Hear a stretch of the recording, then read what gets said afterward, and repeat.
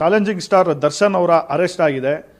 ಯಾಕೆ ಆಯಿತು ಮತ್ತು ಏನು ಘಟನೆ ಅನ್ನೋದ್ರ ಬಗ್ಗೆ ಖುದ್ದು ಹೋಮ್ ಮಿನಿಸ್ಟರ್ ನಮಗೆ ಮಾಹಿತಿಯನ್ನು ಕೊಡ್ತಾರೆ. ಸರ್, ಇವತ್ತು ನಟ ದರ್ಶನ್ ಅವರ ಒಂದು ಅರೆಸ್ಟ್ ಆಗಿದೆ, ಪ್ರಕರಣ ಏನು ಸರ್?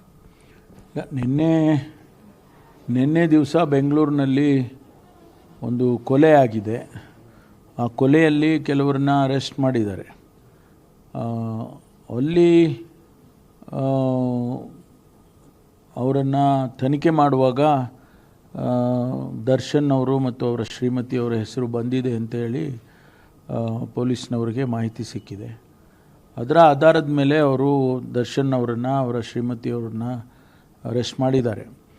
ತನಿಖೆ ಮಾಡ್ತಾರೆ. ತನಿಖೆಯಲ್ಲಿ ಅವ್ರದ್ದು ಎಷ್ಟರ ಮಟ್ಟಿಗೆ ಇನ್ವಾಲ್ವ್ಮೆಂಟ್ ಇದೆ, ಅವ್ರ ಇನ್ವಾಲ್ವ್ಮೆಂಟ್ ಇದೆಯಾ ಇಲ್ವಾ, ಅಥವಾ ಕಾರಣ ಏನು, ಅವ್ರು ಮರ್ಡರ್ ಆಗಬೇಕಾದ್ರೆ ಯಾರೆಲ್ಲ ಕಾರಣರಿದ್ದಾರೆ, ಇದೆಲ್ಲ ತನಿಖೆ ಆದಮೇಲೆ ಅಷ್ಟೇ ಗೊತ್ತಾಗ್ತದೆ.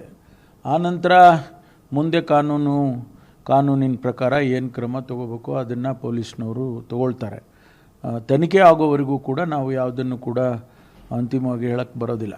ಸರ್, ಕೊಲೆ ಆಗಿರೋ ರೇಣುಕಾಸ್ವಾಮಿಯನ್ನು ಇವರು ಕಿಡ್ನಾಪ್ ಮಾಡಿ ಕರೆದುಕೊಂಡು ಹೋಗಿ ಹೊಡೆದಿದ್ದಾರೆ ಅಂತ ಮಾಹಿತಿ. ಇಲ್ಲ, ಅದೆಲ್ಲ ತನಿಖೆ ಆಗೋವರೆಗೂ ನಾವೆಲ್ಲ ಏನು ಹೇಳಕ್ಕೆ ಬರೋದಿಲ್ಲ. ಸರ್, ಇವರು ಏನಾದರೂ ಅಶ್ಲೀಲವಾಗಿ ರೇಣುಕಾಸ್ವಾಮಿ ಅಶ್ಲೀಲವಾಗಿ ಪವಿತ್ರ ಗೌಡ ಅವರಿಗೆ ಮೆಸೇಜ್ ಮಾಡ್ತಾ ಇದ್ರು ಅನ್ನೋ ಒಂದು ಇದು. ನಾನು ಹೇಳಿದ್ನಲ್ಲ, ತನಿಖೆ ಆಗೋವರೆಗೂ ಯಾವುದನ್ನು ಕೂಡ ನಾವು ಕನ್ಕ್ಲೂಡ್ ಮಾಡೋಕ್ಕಾಗೋದಿಲ್ಲ ಮತ್ತು ಆ ವಿಚಾರಗಳನ್ನು ಕೂಡ ನಾವು ಹೇಳೋಕ್ಕಾಗೋದಿಲ್ಲ. ಅವರು ಸಾರ್ವಜನಿಕ ಇದರಲ್ಲಿ ಸೋಷಿಯಲ್ ಮೀಡಿಯಾದಲ್ಲಿ ಏನು ಬರುತ್ತೆ ಅದನ್ನೇ ನಾವು ಆಧಾರವಾಗಿ ಇಟ್ಕೊಳ್ಳೋಕ್ಕಾಗೋದಿಲ್ಲ. ಅದ್ರ ಜೊತೆಗೆ ತನಿಖೆ ಆಗಬೇಕು, ಅವ್ರ ಇನ್ವಾಲ್ವ್ಮೆಂಟಿಗೆ ಎವಿಡೆನ್ಸಸ್ಗಳು ಬೇಕು.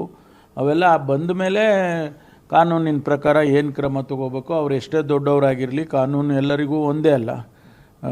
ಕಾನೂನು ಯಾರಿಗೂ ಅವರಿಗೆ ಬೇರೆ ನಮಗೆ ಬೇರೆ ರೀತಿ ಇರೋದಿಲ್ಲ. ಎಲ್ಲರಿಗೂ ಕಾನೂನು ದೇಶದಲ್ಲಿ ನೆಲದ ಕಾನೂನು ಒಂದೇ ಇದೆ. ಕಾನೂನಿನ ಪ್ರಕಾರ ಏನು ಕ್ರಮ ತಗೋಬೇಕು ತಗೊಳ್ತಾರೆ. ಸರ್, ಕಿಡ್ನಾಪ್ ಯಾವಾಗ ಮಾಡಿದ್ದು ಅಂತ ಮಾಹಿತಿ ಇದೆ sir? Okay, thank you. So ಇದು ಗೃಹ ಸಚಿವ ಪರಮೇಶ್ವರ್ ಅವರ ಮಾತು. ಕಾನೂನು ಪ್ರಕಾರವಾಗಿ ದರ್ಶನ್ ವಿರುದ್ಧ ಕ್ರಮ ಆಗುತ್ತೆ ಅನ್ನೋದು ಮಾತನ್ನೇ ಹೇಳ್ತಾ ಇದ್ದಾರೆ. ಕ್ಯಾಮ್ರಾ ಪರ್ಸನ್ ಜಯರಾಮ್ ಜೊತೆ ಆನಂದ್ ನಂದಗುಡಿ, ಪವರ್ ಟಿವಿ.